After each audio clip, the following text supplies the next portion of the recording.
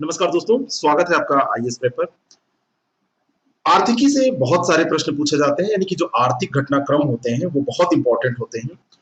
आप कोई भी एग्जाम देने जा रहे हैं तो उसमें अगर आप किसी स्टेट का एग्जाम देने जा रहे हैं तो उस स्टेट का बजट और वहां के आर्थिक घटनाक्रम और साथ में सेंट्रल लेवल पे जो भी आर्थिक घटनाक्रम होते हैं वो इंपॉर्टेंट होते हैं। ये जो वीडियो है, इस वीडियो के अंतर्गत हम ऐसे ही कुछ प्रश्नों को देखने जा रहे हैं जिसमें उन समस्त इंपॉर्टेंट प्रश्नों को हम यहाँ पर डिस्कस करेंगे, महत्वपूर्ण प्रश्नों को जो परीक्षा की दृष्टि से बहुत ज्यादा इंपॉर्टेंट है। चलिए शुरू करते हैं और लेते हैं पहला प्रश्न। उत्तर प्रदेश का अगर कोई एग्जाम है तो उसमें उत्तर प्रदेश के बजट से प्रश्न पूछे जाते हैं। उत्तर प्रदेश का जो बजट 2020-21 का प्रस्तुत किया गया उसमें स्वच्छ भारत मिशन के अंतर्गत प्रदेश के कितने जनपद ओडीएफ घोषित हो चुके हैं, ओपन डिफिकेशन फ्री घोषित हो चुके हैं। तो जितने भी जिले हैं उत्तर प्रदेश में, कितने जिले हैं 75, सबको ओडीएफ घोषित कर दिया गया है। सी ऑप्शन इसका बिल्कुल करेक्ट है। और वैसे इसका देखा जाए कि वास्तव में क्या स्थिति है तो आप जानते हैं कि ऐसा वास्तव में ऐसा कुछ अभी हो नहीं पाया है। Next question, Uttar Pradesh budget 2020-21 में किस जनजाति के 38 वन ग्रामों को राजस्व ग्राम घोषित किया गया? वनटांगिया, कोल और थारू ये उत्तर प्रदेश में पाई जाने वाली जनजातियां हैं और इन्हीं के ग्रामों को वन ग्राम घोषित किया गया है। ये टोटल 38 ग्रामों को किया गया है, अलग अलग जिलों में ये ग्राम है। डी ऑप्शन इसका बिल्कुल करेक्ट हो जाएगा। यहाँ पर इंफ्रास्ट्रक्चर डेवलपमेंट, शिक्षा, स्वास्थ्य, सड़क, बिजली, इनका विकास किया जाएगा। उत्तर प्रदेश बजट 2020-21 के बारे में दो स्टेटमेंट दिए हैं। प्रदेश में पुलिस फोरेंसिक यूनिवर्सिटी की स्थापना प्रस्तावित है इसमें। तो पहला स्टेटमेंट ये है जो कि बिल्कुल सही है। और गोरखपुर में लॉ यूनिवर्सिटी की स्थापना प्रस्तावित है। मैं आपको बताना चाहता हूं कि गोरखपुर में लॉ यूनिवर्सिटी नहीं, लॉ यूनिवर्सिटी प्रयागराज में प्रस्तावित है। और लॉ यूनिवर्सिटी जो है ये प्रयागराज में, और यहाँ पर गोरखपुर में भी बन रही है आयुष यूनिवर्सिटी, आयुष विश्वविद्यालय बनाया जा रहा है। तो गोरखपुर में आयुष विश्वविद्यालय, ध्यान रखिएगा। तो दूसरा गलत हो जाएगा, पहला सही। ए ऑप्शन इसका बिल्कुल करेक्ट हो जाएगा। Next question, Uttar Pradesh budget 2020-21 में प्रदेश के युवाओं को स्वरोजगार तथा रोजगार से जोड़ने के लिए किस अभियान को प्रारंभ किया गया? तो ये जो बजट में प्रारंभ किया गया अभियान था, ये मुख्यमंत्री शिक्षुता प्रोत्साहन योजना और युवा उद्यमिता विकास अभियान, युवा और अप्रेंटिसशिप, जो ये दोनों के दोनों यानी कि शिक्षुता वाली योजना और युवा उद्यमिता विकास अभियान, ये दोनों शुरू किया गया है। सी ऑप्शन इसका करेक्ट हो जाएगा। उत्तर प्रदेश बजट 2020-21 में राजकोषीय घाटा सकल राज्य घरेलू उत्पाद का कितना अनुमानित है? तो ये 2.97% ये राजकोषीय घाटा है जो अनुमानित है। सी ऑप्शन इसका करेक्ट हो जाएगा। उत्तर प्रदेश बजट 2020-21 में कितने विश्वविद्यालयों की स्थापना का प्रस्ताव है? तो ये टोटल जो विश्वविद्यालय हैं वो 7 विश्वविद्यालय स्थापित किए जाने हैं। ए ऑप्शन इसका करेक्ट है। निम्नलिखित कथनों पर विचार करें। पहला है कि उत्तर प्रदेश के वित्त मंत्री सुरेश प्रभु ने वित्तीय वर्ष 2020-21 के लिए बजट विधानसभा में पेश किया। अब बताइए कि उत्तर प्रदेश के जो वित्त मंत्री हैं क्या सुरेश प्रभु हैं? लेकिन थोड़ा सा दिमाग अगर आपका गड़बड़ हुआ तो आप सोचेंगे वित्त मंत्री तो सुरेश प्रभु हैं। टिक करिए, उत्तर प्रदेश के वित्त मंत्री की बात हो रही है तो पहला गलत हो गया। यहाँ के वित्त मंत्री सुरेश खन्ना जी हैं। उत्तर प्रदेश के इतिहास का यह अब तक का सबसे बड़ा बजट है। हर साल का जो बजट होता है वो लगभग पिछले साल की तुलना में ज्यादा ही होता है, लेकिन अभी तक का जो इतिहास का ये सबसे बड़ा बजट इसको कहा जाए तो ये बिल्कुल सही है। बी ऑप्शन इसका बिल्कुल करेक्ट हो जाएगा। संघीय बजट 2020-21 के अंतर्गत दो बातें यहाँ पर कही जा रही हैं। पहला है कि स्थानिक संग्रहालय वाले प्रतिमान स्थलों के रूप में 7 पुरातत्व स्थलों का विकास किया जाएगा, एक निर्णय ये लिया गया। और दूसरा है कि झारखंड के रांची में एक जनजातीय संग्रहालय की स्थापना की जाएगी। अब ये संघीय बजट पे हम चलेंगे, इसमें यूपी और संघीय दोनों बजट हम तैयार कर रहे हैं, उसके महत्वपूर्ण प्रश्नों को तैयार कर रहे हैं। अब यहाँ पर जो पहला स्टेटमेंट है उसको ध्यान दीजिए। स्थानिक संग्रहालय वाले प्रतिमान स्थलों के रूप में 7 नहीं 5 पुरातत्व स्थलों का विकास किया जाएगा, ये निर्णय लिया गया। तो पहला गलत हो गया। और दूसरा, झारखंड के रांची में जनजातीय संग्रहालय बनाया जाएगा, दूसरा सही है। तो केवल 2 सही हो जाएगा, बी इसका सही उत्तर हो जाएगा। ठीक है ना? एक मिनट।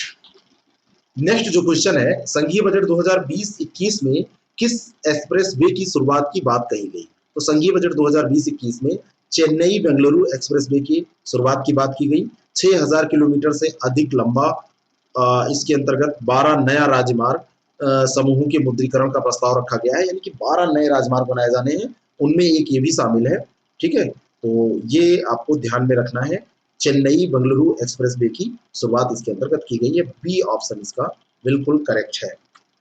नवंबर 2019 में वित्तीय समावेशन पर जारी ग्लोबल माइक्रोस्कोप 2019 रिपोर्ट से संबंधित कथनों में से असत्य कथन बताएं।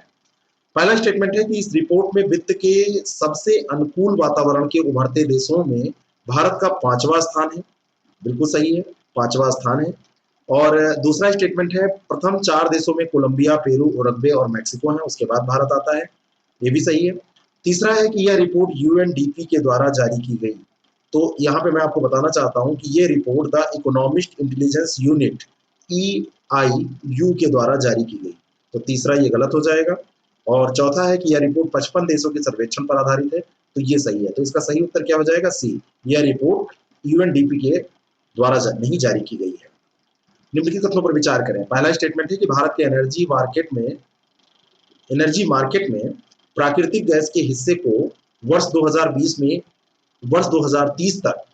से 2030 तक 6.2% से बढ़ाकर 15% तक करने का लक्ष्य निर्धारित किया गया है। ये हो गया पहला स्टेटमेंट और ये बिल्कुल सही है। प्राकृतिक गैस के हिस्से को 6.2% से बढ़ाकर 15% करने का लक्ष्य रखा गया है। और दूसरा है कि प्राकृतिक गैस वर्तमान में देश की कुल ऊर्जा खपत में 6.2% की हिस्सेदारी रखता है। तो रखता है तभी तो किया गया है। तो ये तो रीजनिंग का प्रश्न हो जाएगा। तो दोनों के दोनों यहाँ पर स्टेटमेंट सही है। सी ऑप्शन इसका बिल्कुल करेक्ट हो जाएगा। Next question. दिसंबर 2019 को अमेरिका की प्रतिष्ठित पत्रिका फोर्ब्स द्वारा विश्व की 100 सर्वाधिक शक्तिशाली महिलाओं की सूची 2019 जारी की गई। इसमें किसे शीर्ष स्थान प्राप्त हुआ? तो शीर्ष स्थान इसमें एंजेला मर्केल को दिया गया था। ए ऑप्शन इसका बिल्कुल करेक्ट है। ये 2019 में जारी हुए थे और ये जो सूची है अभी तक की लेटेस्ट सूची है, इसलिए ये इंपॉर्टेंट है। अभी तो कोरोना के कारण बहुत सारे कार्य रुके हुए हैं, तो आप देखिए जब सूची जारी होगी तो देखा जाएगा। Next question. जर्मनी 2020, तो जनवरी 2020 में जारी राष्ट्रीय आय के प्रथम अग्रिम अनुमानों के अनुसार वर्ष 2019-20 के लिए स्थिर 2011-12 का जो वर्तमान कीमतों पर प्रति व्यक्ति आय कौन सी है? मतलब स्थिर जो कीमत है 2011-12 और उसके बाद में वर्तमान कीमत, दोनों पूछा जा रहा है।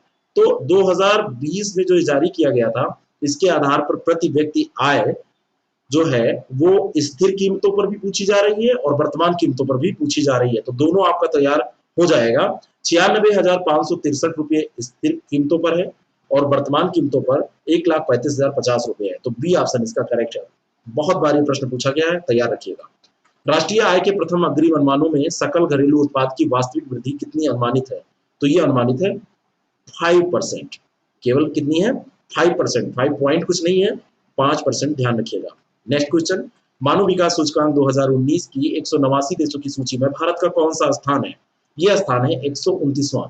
ए ऑप्शन इसका करेक्ट हो जाएगा। आर्थिक समीक्षा 2019-20 के अनुसार जीडीपी के संदर्भ में वर्ष 2019 में भारत से बड़ी 4 अर्थव्यवस्थाएं कौन सी होंगी? तो भारत से बड़ी 4 अर्थव्यवस्थाएं जो होंगी वो यूएसए, चीन, जापान और जर्मनी। 5वें स्थान पर जीडीपी के मामले में भारत है। तो इसका सही उत्तर हो जाएगा यूएसए, चीन, जापान, जर्मनी। डी ऑप्शन इसका करेक्ट हो जाएगा। बजट अनुमान 2020-21 के अनुसार निम्नलिखित करों में से सरकार को किससे सर्वाधिक आय प्राप्त होती है? किससे प्राप्त होगी ऐसा अनुमान लगाया गया है, या होती है भी पूछा जाएगा कि किससे होती रही है? तो निगम कर और आयकर, इससे मिलाकर सर्वाधिक आय प्राप्त होगी। ए ऑप्शन इसका बिल्कुल करेक्ट है। आयकर नहीं दिया रहेगा तो निगम कर हो जाएगा, साथ में अगर नहीं दिया है तो ठीक है, केवल निगम कर भी दिया होता तब भी हो जाता। वित्तीय वर्ष 2020-21 के बजट में राजकोषीय घाटा का अनुमान कितना लगाया गया है? ये सेंटर की बात हो रही है और राजकोषीय घाटा जो है इसका अनुमान लगाया गया है 3.5%। बी ऑप्शन इसका करेक्ट है। Next question. केंद्र सरकार के सभी घाटों में सबसे बड़ा घाटा कौन सा होता है? तो केंद्र सरकार के जितने भी घाटे हैं उनमें राजकोषीय घाटा जो है वो सबसे बड़ा होता है। ठीक है, तो ये आपको ध्यान रखना है। राजकोषीय घाटा कुल जीडीपी का 3.5% निर्धारित किया गया है। 2019-20 में 3.8% के संशोधित अनुमान से ये कम है। ठीक है, ये किसकी बात हो रही है? 2020-21 की। निम्नलिखित कथनों पर विचार कीजिए।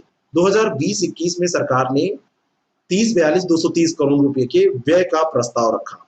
ठीक है ना। अब आप इतने करोड़, इकाई, दाई, सैकड़ा, हजार, 10,000, लाख, 10 लाख, 30,42,230 करोड़ रुपए, बहुत ज्यादा ये होते हैं। इतने का व्यय का प्रस्ताव रखा गया है, पहला सही है।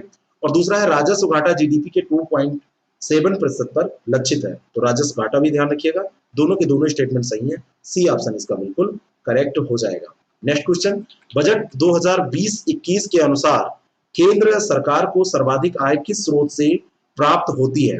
अगर 2020-21 के बजट की हम बात करें तो सर्वाधिक जो आय है ये उधार और अन्य देयताएं से प्राप्त होती है, ए ऑप्शन इसका बिल्कुल करेक्ट है।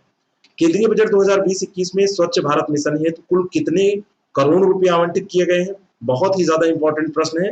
12,300 करोड़ रुपए इसके लिए आवंटित किए गए हैं। याद करिएगा, रट लीजिएगा, बिल्कुल भूलिएगा नहीं, किसी भी परीक्षा में पूछा जा सकता है। टीबी हारेगा देश जीतेगा अभियान के तहत तपेदिक को समाप्त करने का लक्ष्य रखा गया है। वैसे वैश्विक स्तर पर 2030 तक लक्ष्य है, लेकिन भारत में ये लक्ष्य 2025 तक रखा गया है कि टीबी को हरा दिया जाएगा। अगला जो प्रश्न है, 2020-21 का जो बजट है इसमें समग्र स्वास्थ्य के लिए कुल कितने करोड़ रुपए का बजट आवंटन किया गया है? तो ये 69,000 करोड़ रुपए का समग्र स्वास्थ्य के लिए बजट आवंटन किया गया है, सी ऑप्शन बिल्कुल सही है। केंद्रीय बजट 2020-21 में पीपीपी मॉडल में राज्यों के सहयोग से कितने नए स्मार्ट सिटी विकसित करने का निर्णय लिया गया है? तो इसमें टोटल 5 स्मार्ट सिटी विकसित करने का निर्णय लिया गया है पीपीपी मॉडल के आधार पर, ठीक है। और ये इंपॉर्टेंट है, इसलिए संख्या भी आपसे पूछी जा सकती है, और दूसरा है कि पीपी मॉडल पे इसको डेवलप किया जा रहा है। नेक्स्ट क्वेश्चन, बजट के 3 प्रमुख घटक कौन कौन से हैं? तो बजट की जो 3 प्रमुख घटक हैं उसमें महत्वाकांक्षी भारत, सभी के लिए आर्थिक विकास तथा जिम्मेदार समाज, ये 3 प्रमुख घटक हैं 2020-21 का जो बजट प्रस्तुत किया गया है। महत्वाकांक्षी भारत, सभी के लिए आर्थिक विकास और जिम्मेदार समाज, ये ऑप्शन इसका बिल्कुल करेक्ट है, ध्यान रखिएगा। नेक्स्ट क्वेश्चन, बजट 2020-21 में कृषि, सिंचाई और ग्रामीण विकास के लिए 16 सूत्री कार्य योजना हेतु कितना बजट रखा गया है? तो इसके लिए जो बजट रखा गया है 2.83 लाख करोड़ रुपए का रखा गया है, ए ऑप्शन इसका बिल्कुल करेक्ट हो जाएगा। 15 मई 2020 को कृषि सहकारिता तथा किसान कल्याण विभाग ने वर्ष 2019-20 के लिए प्रमुख फसलों के उत्पादन का तीसरा अग्रिम अनुमान जारी किया। इसके अनुसार देश में कुल खाद्यान्न उत्पादन कितने मिलियन टन होने का अनुमान है? तो ये कुल खाद्यान्न उत्पादन 295.67 मिलियन टन होने का अनुमान है, 295.67। तो 29 याद रखिए, 567 तो ये सीरियल से है, ऐसे याद रहेगा, ए ऑप्शन इसका बिल्कुल करेक्ट है।